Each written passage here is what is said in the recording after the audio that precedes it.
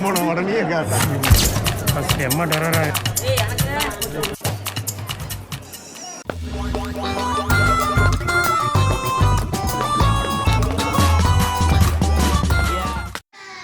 அனைவருக்கும் வணக்கம். என் அன்புறவுகளே, மீண்டும் ஒரு முறை உங்களின் காண்பதில் நான் மகிழ்ச்சி அடைகின்றேன். நாம் இன்றைக்கி பார்த்தீங்கன்னா ஆட்டியாம்பட்டி பக்கத்தில் வெண்ணந்தூர் ஒரு ஊர் இருக்குங்க. வெண்ணந்தூர்லேருந்து கொஞ்சம் உள்ளே போனோம்னா அளவாய்மலைன்னு ஒரு ஊர் இருக்குது.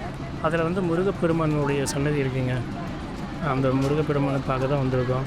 கார்த்திகை மாதம் 4 திங்களும் வந்து இங்கே திருவிழா நடைபெறுது. இப்போ திங்கக்கிழமை வந்ததுனால பார்த்திங்கன்னா மக்கள் கடல் மாதிரி தெரிகிறாங்க. நமக்கு கிட்டத்தட்ட ஆயிரக்கணக்கான மக்கள் இருக்காங்க. கடல் போல் காட்சியளிக்கிறது மக்களுடைய கூட்டம். அதே வழி வழியில் நிறைய இடத்து அன்னதானம் போட்டுக்கிட்டு இருந்தாங்க. நிறைய பேர் அன்னதானம் போடுறாங்க. அப்படியே கீழே வந்தோம்னா அப்புறம் மலை அடிவாரத்தில் நிறைய கடைகள் இருக்குதுங்க. கூட்டம் கம்மியாக இருக்குதுன்னு சொல்லி வந்தோம். இங்கே பார்த்தீங்கன்னா கூட்டம் ஏகப்பட்ட கூட்டம் இருக்குதுங்க. முதல்ல பார்த்திங்கன்னா விநாயகனோட சன்னதி, விநாயகர் கும்பிட்டு அப்படியே நம்ம மேலே ஏறினோம்னா படிக்கட்டு வந்து சிமெண்ட்டு கல்லால் கட்டிக்கிறாங்க. படிக்கட்டு 1500 படிக்கட்டு இருக்குதுன்னு சொன்னாங்க. ஆனால் பார்த்தா நம்மளுக்கு கொஞ்சம் ஈஸியாக இருக்கிற மாதிரி தான் தெரியுது. ஏன்னா சின்ன சின்ன படியாக தான் இருக்குது, ஒன்றும் கஷ்டமாக தெரியல. பார்க்கலாம், இன்னும் மேலே போனால் கொஞ்சம் கஷ்டமாக இருக்குதுன்னு சொல்லியிருக்கிறாங்க. பார்ப்போம், மேலே போய் பார்ப்போம் எப்படி இருக்குதுன்ட்டு. இந்த முருகப்பெருமானை பார்த்தீங்கன்னா நிறைய பேர் ஏறுறாங்க. சின்ன குழந்தைங்கலேருந்து வயசானவங்க வரையும், ரொம்ப வயதானவங்களாம் ஏறுறாங்க. அதே மாதிரி ரொம்ப சின்ன குழந்தைங்க தூக்கிட்டு வராங்க. அப்புறம் காலேஜ் ஸ்கூல் பிள்ளைங்க நிறைய பேர் வந்திருக்காங்க. எல்லாம் கேங்காக கூட்டமாக வந்திருக்கிறாங்க.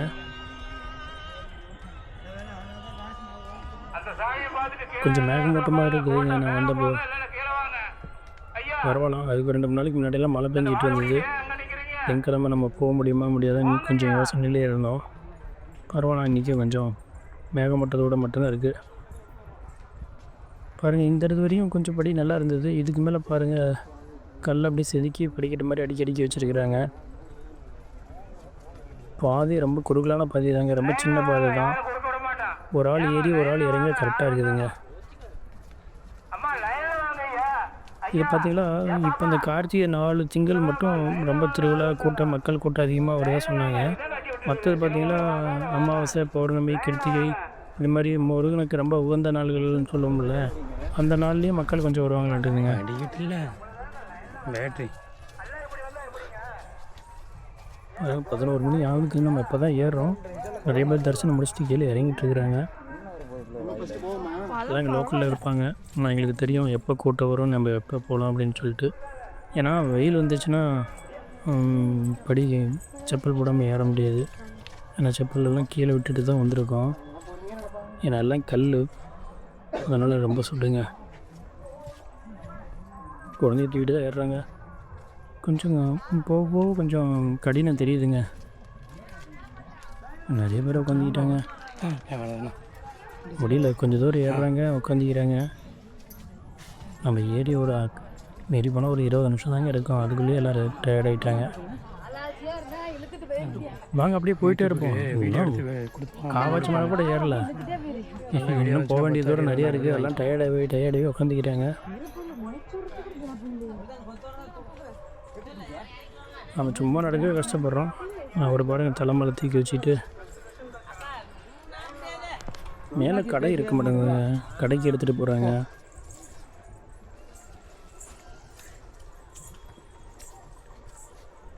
ஏதோ டீ கடை, கூல்ட்ரிங்க்ஸ் ஏதோ வச்சுருப்பாங்கன்னு நினைக்கிறேன். மேலே போகலையா பாருங்க, ரொம்ப வயசானிலே ஏறி இறங்குறாங்க. முதல்ல ஒரு மண்டபத்துக்கு வந்துருக்குங்க. ஒரு மண்டபம் தெரியுது. அங்கே ரெஸ்ட் எடுக்கிறதா இருந்தால் உட்காந்து ரெஸ்ட் எடுத்துகிட்டு அப்புறம் அடுத்து பயணத்தை தொடரலாம். நம்ம ரெஸ்ட் எடுக்கலைங்க, நம்ம போகலாம். ஏன்னா டைம் என்ன மக்கள் நிறையா வராங்க. போக கூட்டம் அதிகமாகிடுச்சுன்னு வச்சுக்கோ. இந்த மாங்காய் இதெல்லாம் வைக்கிறாங்க, வெள்ளரி, சின்ன கடை மாதிரி வச்சுருக்காங்க.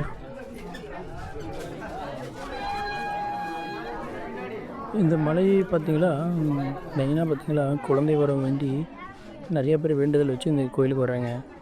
மேலே வந்து முருகனை தரிசனம் செஞ்ச பின்னாடி பார்த்திங்களா, அங்கே பக்கத்துலேயே ஒரு சுனை தீர்த்தம் இருக்குதுங்க. தண்ணி சுனையிலேருந்து வருது. அந்த தீர்த்தத்தை எடுத்து நம்ம குளிக்கும்போது குழந்தை பாக்கியம் வரம் வந்து வேண்டியவங்களுக்கு நிறைவேறுதுன்னு சொல்லி ஒரு ஐதீகம் இருக்குதுங்க. அதுக்காகவே நிறைய பேர் குழந்தை வேண்டி இந்த மலைக்கு வராங்க, சொன்ன தீர்த்தத்தையும் குடிக்கிறாங்க. இதுக்கு வரலாறு என்ன சொல்லுதுன்னு பார்த்தீங்கன்னா, அந்த காலத்தில் ராஜாவுக்கு குழந்தைகளே இல்லையா, எனவே அந்த முருகனை வேண்டி இந்த கோயிலுக்கு வரும்போது இந்த கோயிலுடைய பாதை ரொம்ப மோசமாக இருக்குது. உடனே அவர் கனவுல வந்து என்னுடைய கோயிலுக்கு வந்து படிக்கட்டு போட்டு தர மாதிரி கேட்டதாகவும், உடனே ராஜா வந்து இந்த படிக்கட்டு பாதி போட்டுட்டு இருக்கும்போதே அவளுக்கு குழந்தை பிறந்ததாகவும் ஒரு வரலாறு இருக்குதுங்க.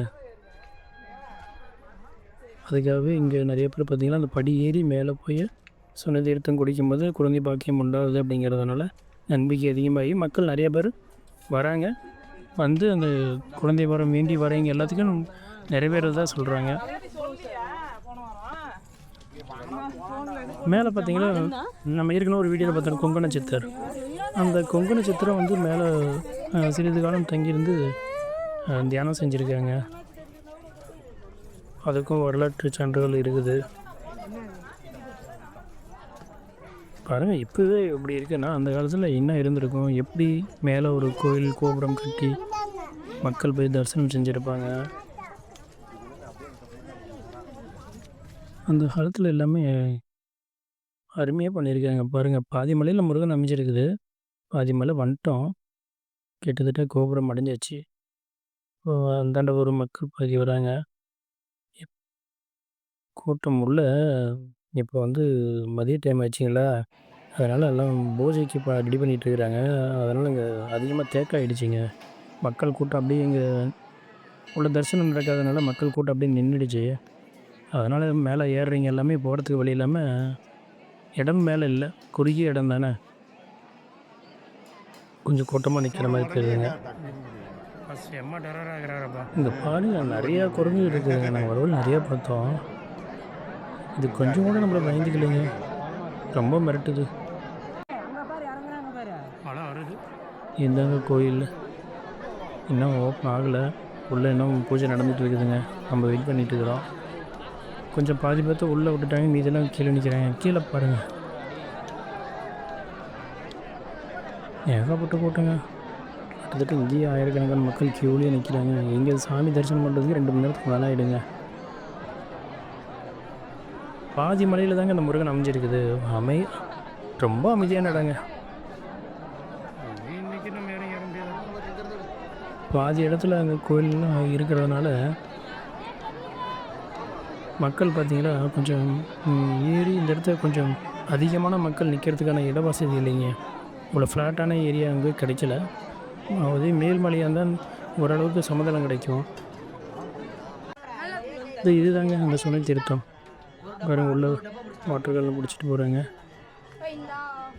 இந்த தீர்த்தம் அதுக்காக தான் குழந்தை பாக்கியம் வேண்டி இந்த தீர்த்தத்தை இருந்தது தான் ஒரு வரலாறு உண்டு. அப்படியே மேலேருந்து ஒரு வியூ பார்க்கலாங்க. பச்சை பசேர்னுங்க, நடு ஒரு மலையில் நின்று நம்ம பார்க்குற ஒரு வியூவு.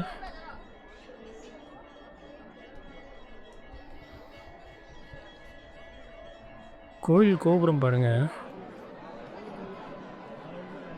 கோபுரத்துக்கு மக்கள் அதுக்கு அந்தாண்ட பார்த்திங்கன்னா நல்லா கருமேகம் சூழ்ந்திருந்த ஒரு மலை அருமையாக இருக்குதுங்க. என் தரிசனம் முடிக்க என்ன 1 மணி நேரத்துக்கு மேலே ஆகிட மாட்டேதுங்க. நாங்கள் என்ன கியூக்குள்ளேயே போகல, மக்கள் கூட்டம் அதிகமாக இருந்ததுனால அப்படியே கொஞ்சம் வெளியே வந்து நம்ம சுற்றி பார்த்துட்டு அப்புறம் போகலான்னு சொல்லிட்டு வெளியே வந்துருக்கோம். அங்கே பாருங்கள், அங்கே தாங்க நம்மளுடைய வண்டி நிற்கிது. அங்கேருந்து இங்கே வந்திருக்குங்க.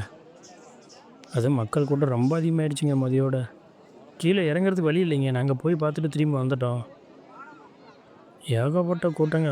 ஏன்னா படி ரொம்ப குறுகலான இடம் தாங்க இருக்குது, அதனால் கீழே இறங்கி போகிறதுக்கான வழியே இல்லைங்க.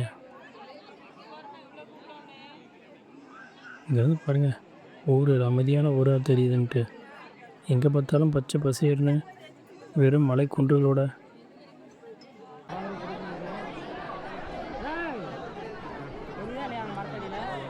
பாருங்கள், தரிசனம் பார்த்துட்டு இருந்தாலும் கீழே எங்களுக்கு தனி வழிங்க, இல்லைன்னா தரிசனம் பார்க்க மேலே ஏறவங்களுக்கு தனி வழி.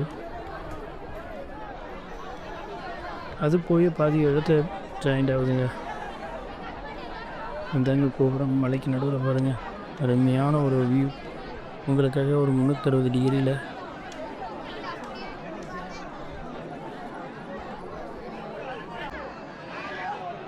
ரொம்ப கடினப்பட்டு தாங்க மலை ஏறணும். ஃபஸ்ட்டு ஆரம்பத்தில் கொஞ்சம் ஈஸியாக இருக்கிற மாதிரி தெரிஞ்சுது. மேலே கிட்டத்தட்ட ஒரு 400-500 படிலாம் ரொம்ப செங்குத்தான படிங்க. அப்படியே கையும் காலும் தாவி தாவி மேலே ஏறி போகிற மாதிரி ஆயிடுச்சு. அப்படியே அப்படி இப்படின்னு மேலே வந்துட்டோம். கீழே பாருங்கள் எத்தனை கடை இருக்குன்ட்டு. தரிசனம் அருமையாக பார்த்தேங்க. வெளியே வந்து பிரசாதம் கொடுத்தாங்க. அதேமாதிரி கிட்டத்தட்ட பாருங்கள் அன்னதானம் போட்டுக்கிட்டு இருந்தாங்க. அன்னதானமும் சாப்பிட்டோம். நிறைய இடத்துல அன்னதானம் போடுறாங்க. ஏகப்பட்ட கடைங்க.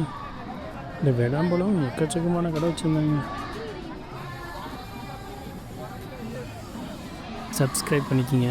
கூடவே இருக்கிற பெல் பட்டன் அழுத்திங்க. நன்றி, வணக்கம்.